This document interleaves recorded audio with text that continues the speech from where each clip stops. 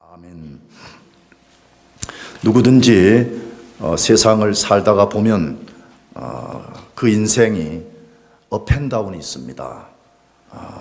잘 될 때가 있으며 또 잘 안 될 때가 있습니다. 혹은 언덕 정상에 설 때가 있는가 하면 밸리, 골짜기로 들어가야 될 때가 있습니다. 기쁨과 영광의 자리에 설 때가 있는가 하면 슬픔과 위기의 자리에 설 때가 있습니다. 예수님을 믿는 사람도 예외가 없습니다. 예수님을 믿는 사람에게는 다운, 밸리, 슬픔, 위기 없는 거 아닙니다. 예수 믿는 사람에게도 똑같이 업앤다운이 있음을 보게 됩니다. 힐과 밸리가 있음을 우리가 부인할 수가 없습니다. 우리가 원치 않지만 때로 우리는 슬픔의 골짜기를 통과해야 되고, 원치 않지만 때로 우리는 위기의 골짜기 속에 처하게 되는 것을 너무 많이 경험하고 삽니다. 이런 삶을 우리 마음대로 조종할 수가 없습니다. 내가 슬픔을 원치 않는다고 슬픔이 찾아오지 않는 것 아닙니다. 우리가 원치 않아도 인생의 깊은 골짜기를 걸어야 될 때가 분명히 있습니다. 그러나 이런 상황에서 우리가 할 수 있는 것이 있습니다. 그것은 그런 상황을 믿음으로 맞서게 되면 그 상황을 극복할 수 있거나, 아니면 그 상황을 통해서 하나님의 영광을 드러낼 수가 있다는 것입니다. 오늘 우리가 읽은 이 본문에 나오는 믿음의 조상 아브라함에게도 그의 생애에, 정확한 그의 생애의 막바지에 업앤다운이 있었고 힐과 밸리가 있었다고 소개되고 있습니다. 그 인생 마지막에 기쁨과 영광, 슬픔과 위기의 순간이 있었다고 소개되어 있습니다. 그 내용은 우리가 알듯이 그는 하나님의 말씀에 순종해서 모리아산 정상에서 이삭을 번제로 드림으로써 하나님이 가장 크게 칭찬했습니다. 이제야 내가 나를 경외하는 줄 아노라. 성경에 이것만큼 위대한 칭찬이 없을 것 같아요. 아브라함은 그가 모리아산 정상에 선 것처럼 그 인생이 최고의 정상에 서 있었습니다. 하나님이 인정하는 최고의 정상에 설 수 있었습니다. 그런데 그런 일 후에 그의 인생에 다운, 밸리가 찾아왔고 슬픔과 위기가 찾아왔던 것입니다. 그것이 무엇이에요? 오랫동안 함께했던 자기의 아내 사라가 죽음을 맞이했습니다. 사라의 나이가 127세였다고 소개되어 있는데 127세에 헤브론에서, 이걸 다른 말 기랏 여아림이라고 부르는데 헤브론에서 아브라함보다 먼저 죽었습니다. 성경은 사라가 아브라함과 언제 결혼했는지를 소개하지 않지만 우리가 추론할 수 있는 것이 약 100년 이상 같이 살았습니다. 놀랍습니다. 25년만 살아도 지겹다고 이혼하고 막 그러잖아요. 100년을 같이 살았습니다.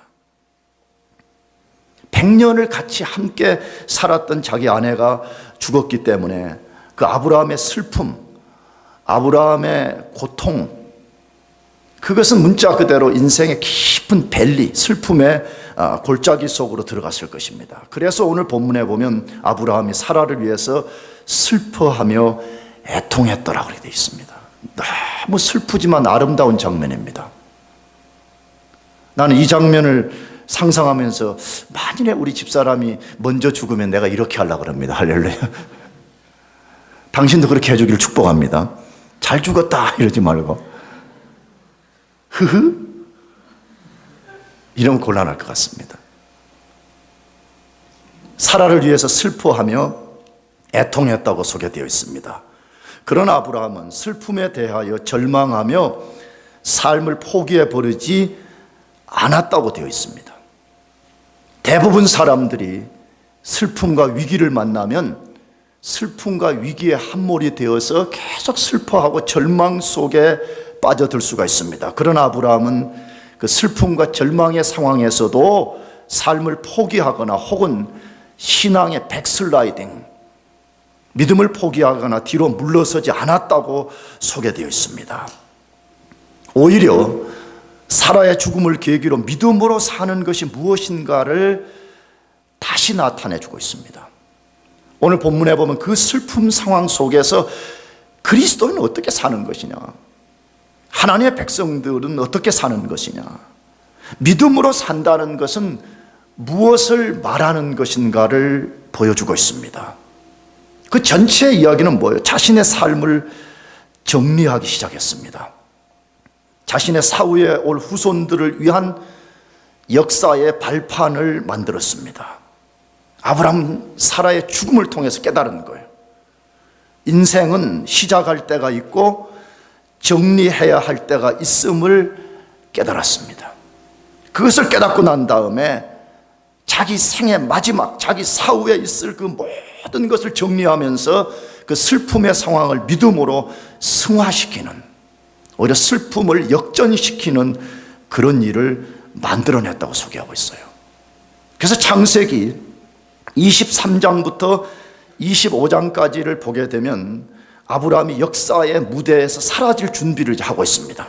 23장에서부터 자기 때가 가까이 왔다는 것을 알고, 나도 언젠가 내 아내와 같이 역사의 무대에서 사라질 것이라는 것을 깨닫고 자기 생을 준비하는 것이에요.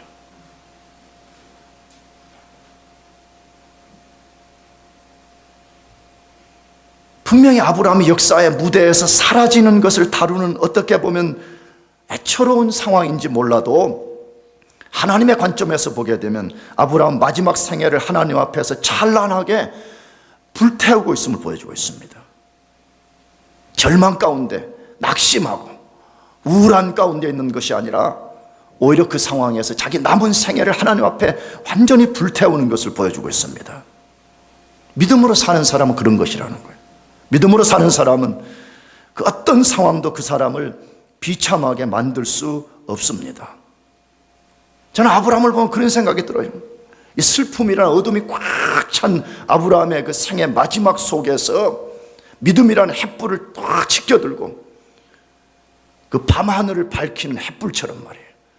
믿음으로써 하나님의 영광을 비치는 기회로 삼고 있음을 보여주고 있습니다. 그렇다면 이 사라의 죽음을 계기로 해서 아브라함이 보여준 믿음으로 산다는 것은 뭘 말하냐는 것이에요. 어떻게 하는 것이 믿음으로 사는 것이냐는 것이. 첫 번째로 슬픔과 위기를 오히려 믿음을 증거하는 기회로 만드는 것입니다. 자기 삶에 찾아온 슬픔과 위기를 오히려 믿음, 다시 말하면 하나님은 살아계신다, 우리가 믿는 믿음은 절대 잘못된 것이 아니라는 것을 증거하는 기회로 만드는 것입니다. 창세기 23장 1절 2절의 말씀에 사라가 127세를 살았으니 이것이 곧 사라의 향년이라. 사라가 가나안 땅 헤브론 곧 기랏 아르바에서 죽음에 아브라함이 들어가서 사라를 위하여 슬퍼하며 애통하다가 라고 말씀합니다. 앞에서도 말씀드렸죠. 사라의 죽음으로 아브라함은 굉장히 슬퍼했습니다. 그 이유는 앞에서도 말씀드렸지만 100년 이상을 함께 부부로 살았기 때문입니다. 성경에서 여자로서 얼마만큼 살았는지를 기록해 놓은 사람은 사라가 유일합니다. 성경을 잘 읽어보게 되면 사라만이 몇 세까지 살았다라고 기록이 되어 있습니다. 굉장한 의미가 있다는 거죠. 이스라엘의 국모인 이 사라의 죽음을 성경이 다른 의미로 지금 조명하고 있다는 것이에요. 그러므로 아브라함에게도 굉장한 의미가 있었던 아내였습니다. 우리가 알듯이 함께 수많은 고난과 실패와 영광과 기쁨을 함께 한 동역자였습니다. 아내이기도 하고 그 모든 것을 함께 100년 동안 경험했던 동역자였습니다. 그랬기 때문에 아브라함이 사라의 죽음에 대해서 그토록 슬퍼했습니다. 그러나 아브라함은 사라의 시체 옆에서 슬퍼하다가 생을 마쳤다고 되어 있지 않습니다. 오히려 사라의 죽음을 계기로 아브라함이 큰 믿음의 결심을 했다고 소개하고 있습니다. 그것이 무엇이에요? 자신의 후손들, 다시 말하면 장차 올 이스라엘 역사에 엄청난 이정표가 될 큰 일들을 시도했다는 것이에요. 그 큰 결심과 시도들을 소개하는 두 구절이 있어요. 그것이 창세기 23장 3절이에요. 그 시체 앞에서 일어나 나가서 헷족속에게 말하여라고 되어 있습니다. 창세기 23장 7절에 아브라함이 일어나 그 땅 거민 헷족속을 향하여 몸을 굽히고라고 되어 있습니다. 이 두 구절에 반복되는 단어가 무엇입니까? 일어났다는 것입니다. 아브라함은 일어났다 그렇게 되어 있습니다. 이것은 아브라함의 행동만을 보여주는 단어가 아닙니다. 성경에는 하나님의 사람들이 일어났다는 단어를 굉장히 많이 써요. 근데 그것은 단순히 행동을 보여주는 단어만이 아닌 것입니다. 아브라함이 사라의 죽음 앞에서 어떤 것을 깨닫고 강한 결단을 했음을 보여주는 단어인 것입니다. 그러면 아브라함은 어떤 결단을 했으며 그 결단을 가지고 무슨 일을 만들어냈는가 하는 것이에요. 창세기 23장부터 25장 아브라함이 역사의 무대에서 사라지기 전까지 해놓은 일들을 다루어 놓았는데 그거 하나하나가 매우 중요한 사건이었습니다. 창세기 23장에서는 사라의 매장지를 힘든 과정을 통해서 구입했습니다. 이것은 앞으로 제가 자세히 설명하겠지만 하나님의 약속과 이스라엘 역사에서 매우 중요한 이정표가 된 사건이었습니다. 일종의 이스라엘의 마뉴먼트예요. 이스라엘이 어디서 시작했냐라고 말하면 막벨라 굴에서 시작했습니다. 그렇게 말해도 틀린 말이 아닌 어마어마한 이정표 같은 사건을 만들었다는 것이에요. 두 번째로 창세기 24장을 읽어보게 되면 이삭의 아내를 가나안 땅 여자가 아니라 멀리 떨어진 밧단 아람에서 얻어오게 한 사건입니다. 이 창세기 단일 사건에는 가장 길게 써놓은 것이 창세기 24장입니다. 천지를 창조한 사건보다 길게 소개해냈습니다. 조금 아쉬워요. 방학하고 가서 못 들을 것 같아. 대학부 아이들이. 이걸 들어야 되는데 큰일 났어.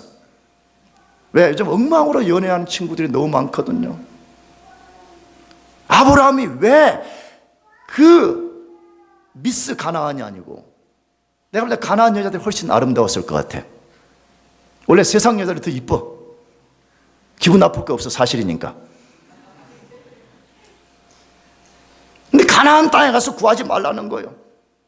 밧단 아람에 가서 구해오라고 해서 그 스토리를 길게 소개하는 것이에요. 이것은 창세기 기록에서 가장 중요한 사건 중에 하나라는, 이것은 어쩌면 천지 창조보다 더 중요한 교훈을 이스라엘 백성들에게 하고 싶다는 것이에요. 이것은 오늘 우리 그리스도인된 우리들이 어떤 원리 속에서 결혼해야 될 것인가를 보여주는 매우 중요한 교훈입니다. 왜 그렇죠, 여러분? 하나님의 나라라는 게 뭐예요? 하나님 나라가 무슨 예배당 건물을 많이 지어놓으면 하나님 나라가 되는 거 아니잖아요. 하나님 나라는 사람이잖아요. 하나님의 통치를 받는 사람이잖아요. 근데 사람이 잘못된 결혼 속에서 하나님의 통치를 받지 않는다면 어떻게 그게 하나님 나라가 임할 수 있겠어요? 그래서 성경에서는 이 긴 스토리를 통해 가지고 아브라함이 이삭의 아내를 얻어오는 이 사건에서 얼마나 위대한 일을 만들었으며 그의 오는 모든 믿음의 후손들에게 얼마나 귀한 교훈을 주는가를 소개하는 것이죠. 세 번째로 창세기 25장에서 아브라함은 자신의 사후에 있을 분쟁을 사전에 완전히 차단하기 위해서 본처와 후처 사이에 난 자식들에게 소유를 분배하고 서로 떨어져서 살게 한 사건을 만들었습니다. 아주 지혜로운 결정이었죠. 왜? 그는 이미 이삭과 이스마엘 사이에 일어날 수 있었던 다툼의 가능성을 경험했기 때문에 자기 사후에 찾아올 이런 다툼을 사전에 막는 그런 지혜로운 결정을 내렸음을 소개하고 있습니다. 사람은 큰 슬픔과 위기가 찾아와야지만 비로소 결단할 수 있는 것이 있다고 저는 생각합니다. 위기가 오기 전에는 계속 민기적거려요. 미루어요. 우유부단해요. 어떻게 할까? 위기와 슬픔이 꽉 외부적 충격으로 오게 될 때 비로소 아브라함처럼 결단을 내리는 일이 일어나게 되는 것입니다. 그러므로 어쩌면 하나님은 때로 우리에게 위기를 보내시고 우리 인생이 그 실에서 밸리로 내려가게 하실 때는 우리 인생의 중요한 결단을 내리라는 것이에요. 그런데 우리가 결단을 내릴 때 매우 조심해야 되는 것입니다. 조심해야 되는 원리가 하나 있습니다. 일어나되 불신앙으로 일어나서는 안 되는 것입니다. 요나서를 읽어보게 되면 요나는 하나님께서 말씀하실 때 일어났다 그래 되어 있습니다. 일어났지만 그는 불순종을 위한 일어남이었다 그래 되어 있습니다. 니느웨에 가서 복음 전하라. 일어났어요. 니느웨가 아닌 다시스로 도망가기 위한 불순종의 일어남을 가졌다 그래 되어 있습니다. 우리가 일어나는 결단을 하되 우리가 불순종의 일어남이 되어서는 안 되는 것입니다. 우리가 일어나되 불신앙의 일어남이 되어서는 안 되는 것입니다. 아브라함과 같이 믿음과 순종을 위한 일어남이 되어야 되는 것입니다. 우리가 아브라함처럼 산다면 삶의 슬픔과 위기는 절대로 절망이 될 수 없습니다. 문자 그대로 믿음을 증거할 수 있는 기회가 될 수 있습니다. 그래서 저는 아브라함과 비교할 수 없는 사람이지만 저는 저 개인적 생애에서도 이것은 사실이라는 것을 저는 증거합니다. 저 생애에 정말 위대한 결단을 내리고 하나님의 영광을 위해서 살 수 있었던 것은 위기의 순간이었습니다. 삶이 절망이라고 생각할 그때에 하나님 앞에 순종으로서 일어나게 될 때에 하나님의 놀라운 역사를 베풀어 주시는 것을 저는 경험했습니다. 찬송가 433장의 제목은 나의 갈 길 다가도록이라는 제목입니다. 이 찬송가 가사는 이렇게 시작됩니다. 나의 갈 길 다가도록 예수 인도하시니 내 주 안에 있는 긍휼 어찌 의심하리요. 믿음으로 사는 자는 하늘 위로 받겠네. 무슨 일을 만나든지 만사형통하리라. 이건 단순한 노래 가사가 아닙니다. 이것은 성경을 묵상했던 찬송가의 저자가 성경의 메시지를 찬송의 가사로 쓴 것입니다. 사실입니다. 믿음으로 사는 사람은 하늘 위로 받습니다. 할렐루야. 믿음으로 사는 사람만이 하나님으로부터 오는 참 위로를 받게 되고 하나님이 주시는 진정한 형통을 경험한다고 말하고 있습니다. 성경은 패러독스를 말합니다. 믿음의 사람에게 찾아오는 슬픔과 위기는 우리를 좌절시키려는 것이 아니라 우리의 믿음을 증거하는 기회로 삼으라는 것입니다. 아브라함을 보세요. 누구보다 슬퍼할 수 있는 사람이었지만 주저앉아 있지 않았습니다. 창세기 23장에서 땅을 구입하고 24장에서 경건한 며느리를 얻고 25장에서 사후에 일어날 모든 분쟁을 해결하는 것을 통해서 그가 얼마나 하나님을 의지했는지를 증거하고 있습니다. 여러분, 삶의 위기와 슬픔 때문에 절망하지 말고 믿음을 증거하는 기회로 삼기를 바랍니다. 두 번째로 사라의 죽음을 계기로 아브라함이 보여준 믿음으로 사는 것은 무엇인가 하는 것입니다. 하나님의 약속이 반드시 성취될 것을 증거하는 기회로 만드는 것입니다. 아브라함이 그렇게 했어요. 하나님의 약속은 반드시 성취가 된다는 것을 자신이 믿었기 때문에 그 상황 속에서도 하나님의 약속은 반드시 성취된다는 것을 증거하는 기회로 만들었습니다. 창세기 23장의 핵심은 아브라함이 헷족석, 우리 성경은 헷족석이라고 했지만 여러분이 고등학교 때 공부한 것은 히타이트족이에요. 그 철기 문화를 번성시켰던 히타이트족. 그런데 이 헷족 속으로부터 아주 힘든 과정을 통해서 사라가 묻힐 매장지를 구입한 사건이에요. 이 매장지 구입한 사건을 23장 전체에다가 할애했습니다. 그러므로 이 매장지, 땅을 구입하는 이 사건이 23장에서는 가장 중요한 지금 핵심이라는, 이걸 통해서 뭔가 우리들에게 메시지를 전달하고 있다는 것이에요. 그렇다면 우리가 어떤 과정을 통해서 아브라함이 땅을 구입했는지를 살펴볼 필요가 있습니다.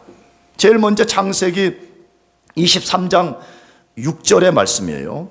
3절 6절에 그 시체 앞에서 일어나 나가서 해쪽 속에게 말하여 가로되 나는 당신들 중에 나그네요 우거한 자니 청컨대 당신들 중에서 내게 매장지를 주어 소유를 삼아 나로 내 죽은 자를 내어 장사하게 하시오. 해쪽 속이 아브라함에게 대답하여 가로되 내 주여 들으소서. 당신은 우리 중 하나님의 방백이시니 우리 묘실 중에서 좋은 것을 택하여 당신의 죽은 자를 장사하소서. 우리 중에서 자기 묘실에 당신의 죽은 자 장사함을 금할 자가 없으리이다 라고 말씀합니다. 아브라함의 요청을 받은 해쪽 속들이 뭐라고 말했다 그랬어요? 아브라함을 하나님의 방백이라고 불렀다는 거예요. 놀라운 이야기죠. 이따가 뒤에 다루겠지만 아브라함 분명히 자기 자신이 그 해쪽 속들 보고 말하기를 나는 나그네라 그랬어요. 당신들이 원주민이고 나는 나그네입니다. 근데 원주민들이 나그네를 향해서 하나님의 누구라고 불렀다고요? 방백입니다. 당신 하나님의 사람입니다. 당신 하나님의 지도자입니다. 당신은 하나님의 권세를 가진 사람입니다. 이렇게 불렀다는 것이에요. 와. 여러분 우리 이렇게 살기를 꿈꿔봅시다. 아멘. 이 세상 한복판에 우리가 살고 있지만 세상 사람들이 우리를 바라볼 때 당신은 하나님의 방백입니다. 당신은 하나님이 보낸 사람입니다. 어떻게 이런 칭호를 들을 수가 있었겠어요? 가장 가깝게는 이 해쪽 속의 왕이 아브라함의 아내 사라를 취하려고 할 때 하나님이 꿈속에 나타나가지고 엄청난 두려움의 계시를 줬습니다. 너 만약 손만 대면 죽을 것이다. 그때 깨달은 거예요. 이 아브라함 이거 함부로 건드렸다면 큰일 나구나. 이거 비록 나그네지만 이 뒤에 어마어마한 하나님이라는 신이 존재하구나. 이걸 알게 된 것이에요. 나가서 아브라함 생애를 보면 실수도 있었지만 하나님을 덧입을 때마다 그는 전쟁에 아주 능한 용사였습니다. 적들을 파하고 적의 손에 있는 옷을 구출해오는 이런 위대한 일을 만들었던 것을 알고 있었기 때문에 해쪽 속들이 아브라함을 함부로 할 수가 없었어요. 당신은 하나님의 방백입니다 이렇게 말했어요. 정말 여러분이 그렇게 되기를 축복합니다. 그냥 그리스도인으로 살지 말아요. 이름뿐인 그리스도인으로 살지 말아요. 왜 인생에 그토록 위대한 황금길을 이름뿐인 그리스도인으로 살라고 그래요? 하나님의 방백으로 살아요. 하나님의 방백으로. 세상 사람들이 함부로 할 수 없는, 왜? 그 배후에 어마어마한 신이 하나님이 함께하는 사람이라는 것을 알도록 여러분이 만들어요. 그걸 꿈꿔. 좀 그런 것을 꿈꿔. 나는 하나님의 방백으로 살겠다고 하는 그런 꿈을 좀 꾸었으면 좋겠어요. 그러면서 그들이 뭐라고 했어요? 자기들의 묘 중에, 왜냐하면 고대 당시에는 자기가 죽을 묘들을 다 이렇게 이제 파놓고 좋은 자리 차지하려고 그런 거였다니. 그냥 말했어요. 여기 우리 묘 파놓은 거 많이 있으니까 당신이 그 중에 좋은 거 임의로 하나 선택해가지고 거기 당신의 아내를 묻으시오. 그렇게 했어요. 굉장한 호의지요. 왜? 나그네가 와서 요청하는데 고대 당시에 안 줍니다. 지금도 우리 전라남도 광양 가면 굉장히 텃세 심합니다. 외지인들 들어와서 쉽게 발붙이기 어렵습니다. TV 보면 보이잖아요. 요즘 뭐 귀농한다, 뭐 귀촌한다고 막 둘러쓰는데 귀농 귀촌이 이렇게 쉬운 게 아니에요. 제일 먼저는 그 원주민들과 관계를 잘 만들어야 되는데 대부분 귀농 귀촌을 실패하는 것이 원주민들과 관계를 잘 못 만들어요. 왜? 원주민들이 굉장히 텃세가 심하거든요. 그리고 고대 당시에는 어떻게 했겠어요? 고대 당시에는 더 했겠지요. 그런데 그들이 지금 호의를 베풀어서 우리 좋은 묘실 중에 하나 임의로 선택해서 당신 아내 장사하시오 그렇게 했어요. 그러면 우리 같으면 어땠겠어요? 아이고 감사합니다. 내가 이 은혜 잊지 않고 내가 꼭 갚겠습니다. 그리고 덥석 받을 거 아니에요. 그런데 아브라함은 그들의 제안을 정중하게 거절하면서 다른 제안을 했다 그렇게 돼 있어요.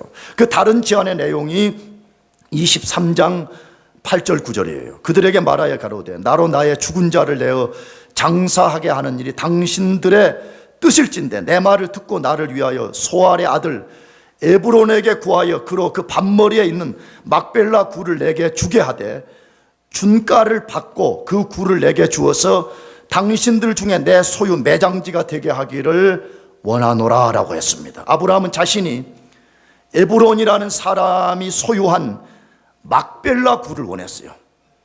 그리고 그냥 달라고 하지 않고 준가를 받고, 이 말을 우리말로 하면 나 돈 주고 사겠다는 거예요. 나 그냥 절대로 안 받겠다. 내가 돈 주고 사겠다 그렇게 했습니다.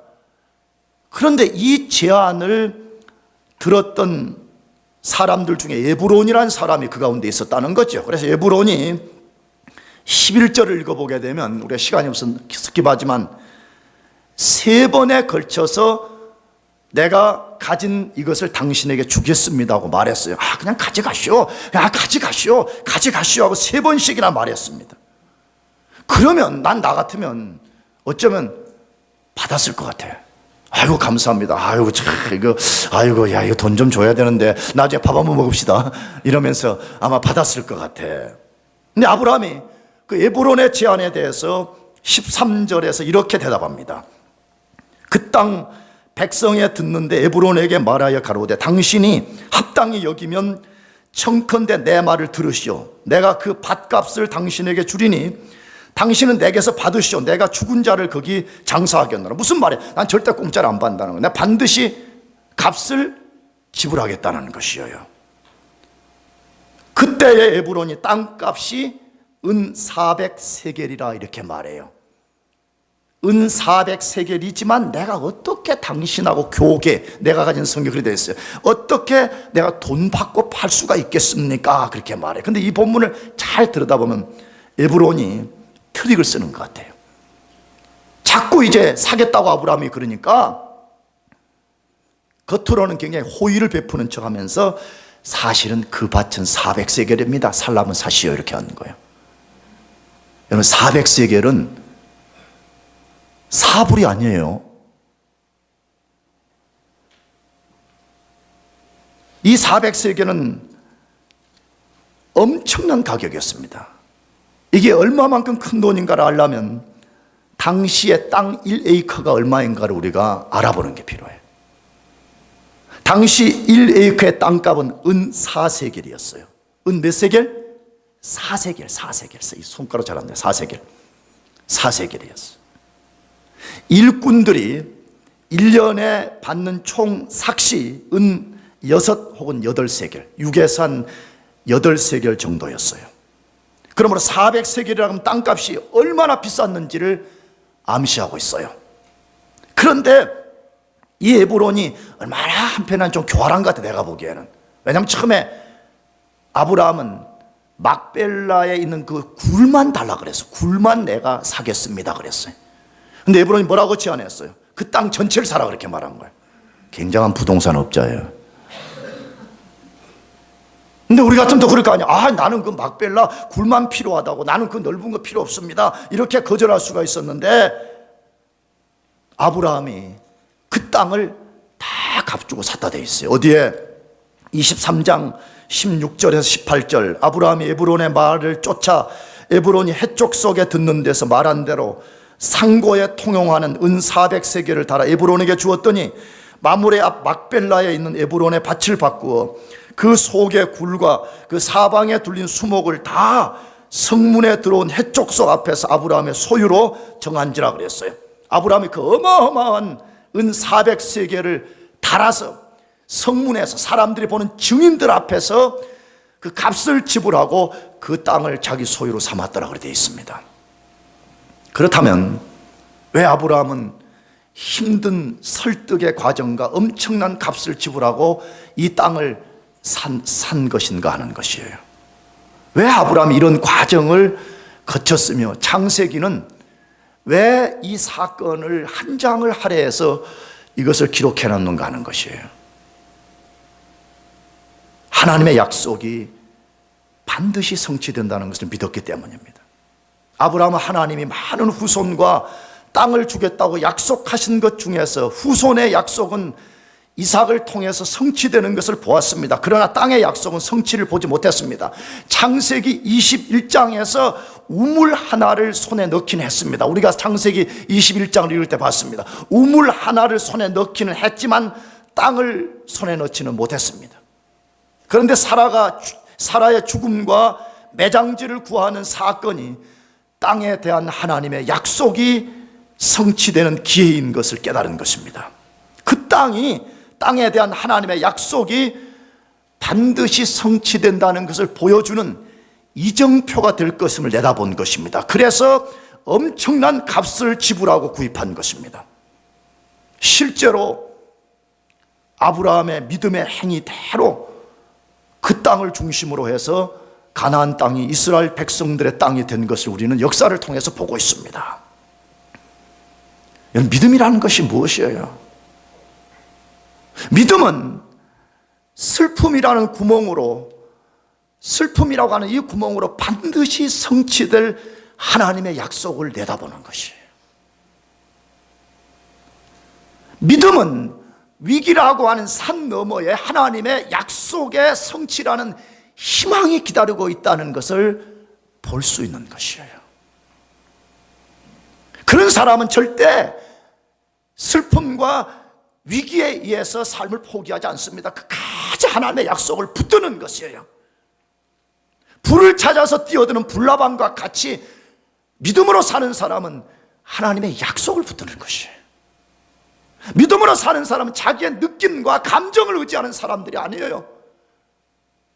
믿음으로 사는 사람은 끊임없이 하나님의 말씀을 붙들고 살아가는 사람들이에요.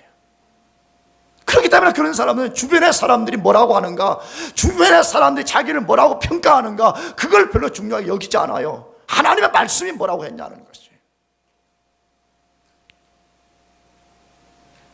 분명히 여러분 삶에 슬픔이 찾아오고 위기의 골짜기를 걷게 되는 때가 올 것이에요. 여러분, 그때도 우리의 삶의 방식은 아브라함처럼 하나님의 약속을 붙드는 것입니다. 아멘.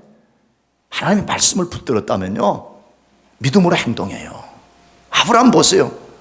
400세겔이라는 돈은 작은 돈이 아니잖아요. 그 엄청난 돈을 투자해서 막벨라 굴과 거기에 붙어있는 땅을 산 이유가 어디에 있어요? 하나님의 약속은 반드시 성취될 것이라는 것을 믿었습니다.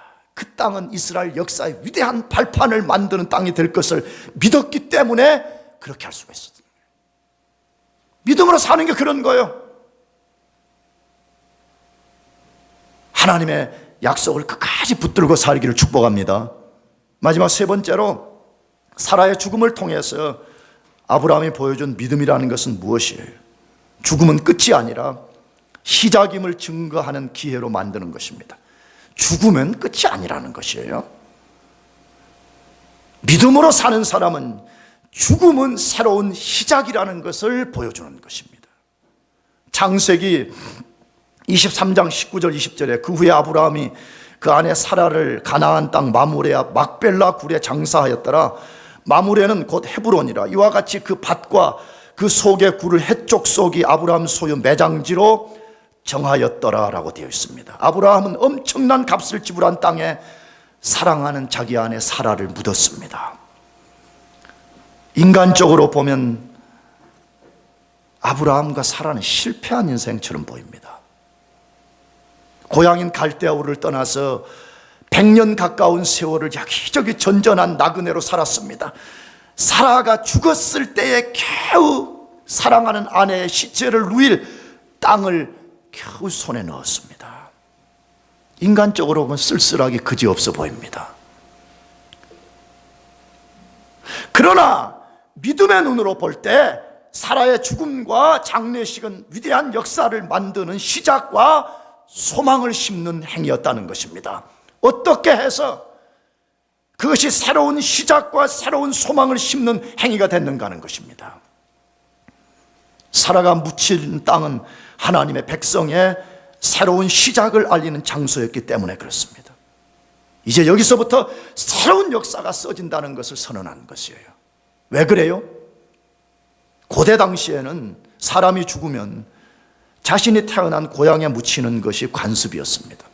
저도 한국 살 때 그랬어요. 저도 전라도가 고향인데 우리 친척들 중에서 이제 서울 와서 살다가 서울에서 돌아가시면 꼭 이제 그 시체를 고향 땅에 가서 묻는 일이 있었어요. 그래서 나도 한국에 있을 때 서울 살면서 시골까지 장례차 타고 가서 장례식 치르고 그런 적이 있었어요.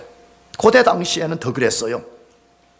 자기가 태어난 고향에 돌아가서 묻히는 것, 그것이 죽는 사람의 꿈이었어요. 그리고 그 관습대로라면 사라의 시체를 고향 땅에 묻어요. 갈대아우로, 바다나람, 최소한 이 정도에 가서 묻었어야 됩니다. 그러나 아브라함은 의도적으로 지금 가나안 땅에 묻었습니다. 의도적으로 은 400세겔을 주고 땅을 사서 그 땅에 자기의 아내를 묻었습니다. 무엇 때문에 그런 것입니까?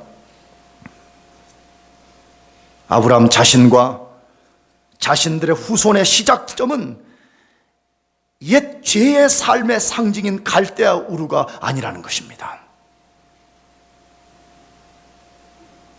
내 삶의 시작점은 갈대아 우르가 아니라는 것입니다. 내 삶의 시작은 사라가 묻힌 이 땅이라는 것입니다. 내 오고 올 후손들의 모든 시작점도 갈대아 우르가 아니라 이 막벨라 굴이 시작점이라는 것을 선언하고 있는 것입니다. 그래서 이 땅과 이 굴에 아브라함이 묻혔습니다. 이삭과 리브가가 묻혔습니다. 야곱과 레아가 묻혔습니다. 다윗이 이스라엘의 통합 왕이 되기 전에 유다 백성을 중심으로 왕이 되었을 때 헤브론을 첫 도읍지로 정하고 통치를 여기서 시작했습니다.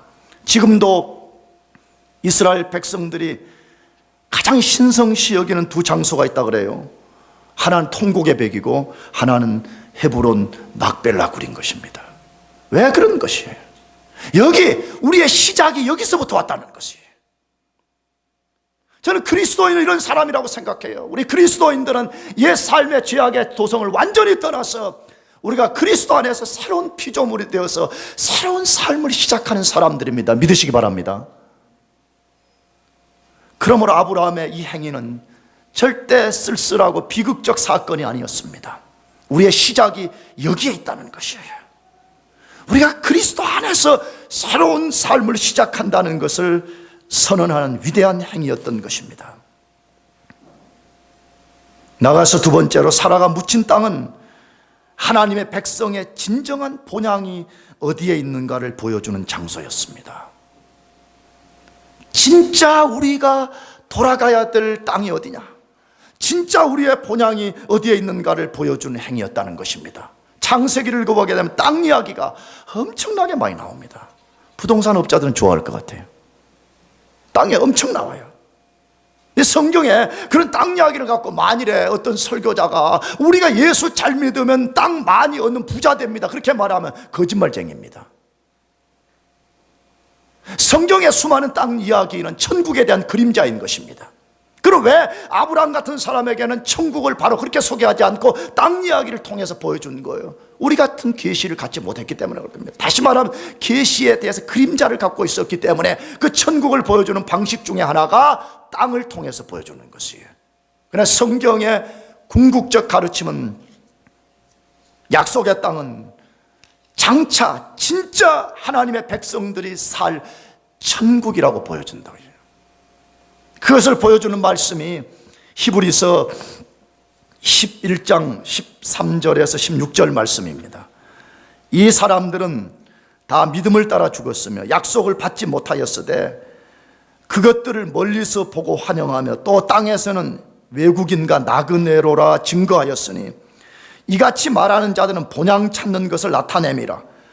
저희가 나온 바 본향을 생각하였다면 돌아갈 기회가 있었으려니와 저희가 이제는 더 나은 본향을 사모하니 곧 하늘에 있는 것이라. 그러므로 하나님이 저희 하나님이라 일컬음을 받으심을 부끄러워 아니하시고 저희를 위하여 한 성을 예비하셨느니라. 이것이 아브라함 이야기의 핵심은요, 아브라함은 갈대아 우르에서 콜링 받고 약속의 땅에 도착했을 때 처음에는 그 땅이 진짜 궁극적 약속의 땅인 줄 알고 찾아온 것이에요. 근데 가나안 땅에 살다가 보니까 여기가 진짜 땅이야, 여기가 약속의 땅이 아니네. 진짜 궁극적 땅은 하나님이 만든 해분에 있다는 것을 알게 된 것이에요.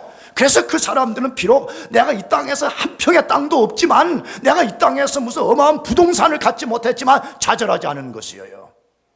만일에 그것이 목적이었다면 아브라함은 갖고 있던 수많은 은금을 가지고 가나안 땅을 사는데 혈안이 됐을 것입니다. 그렇게 하지 않았어요. 다만 막벨라 굴을 얻음을 통해 가지고 보여주는 패러독스가 뭐예요? 우리의 진짜 본향은 여기가 아니라는 것이. 그러므로 죽음은 끝이 아니라고 지금 증거하는 거예요. 세상 사람들 죽음은 끝이라는 거예요. 아브라함이 말하는 거, 죽음은 끝이 아니라는 거예요. 죽음은 천국이라는 문을 열기 위해서 들어가는 문이라는 것이에요. 실존하는 그 천국이라는 문이 죽음이를 통해서 들어가야 되는데, 지금 내 안에 사라의 죽음, 앞으로 죽을 나의 이 모든 것은 절망을 보여주는 것이 아니라 진짜 새로운 삶을 시작하는 시작을 보여주는 것이라는 거예요. 나와 같은 믿음을 가진 모든 후손들이 그리스도 안에서 새로운 시작을 보여주는, 시작을 알리는 것이라는 것이에요. 정말 그렇습니다. 믿음으로 사는 사람은 매일이 새로운 시작입니다. 할렐루야. 절망이 없어요. 비록 어제 실패했을지라도 우리 그리스도 안에서 우리는 새로운 시작을 꿈꿀 수 있는 사람들이에요. 사랑하는 교우 여러분, 분명히 삶에 슬픔과 위기가 찾아올 수 있어요.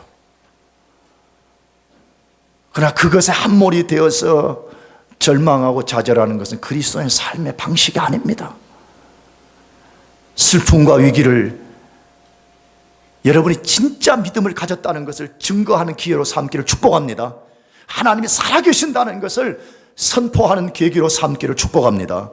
기도하겠습니다. 우리 자리에서 같이 일어나셔서